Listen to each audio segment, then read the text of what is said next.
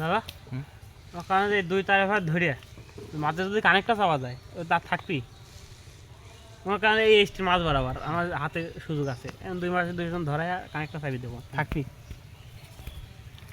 থাকবে, কিন্তু ওইটাই আছে, ওর পর কিছু পড়লেই বেরোয় যাবে। এই তো সমস্যা আপনার এইরকম হলেই হবে।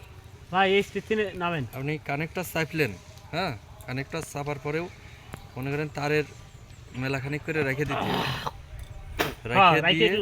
রেখে দিয়ে কানেক্টর করতে হবে, কানেক্টরের দুই পাশে আবার ট্রে আসে।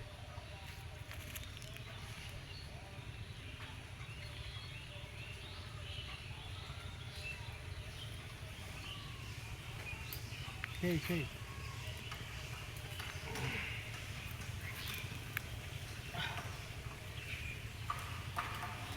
আমি এক বাউল মানুষের গাড়ি।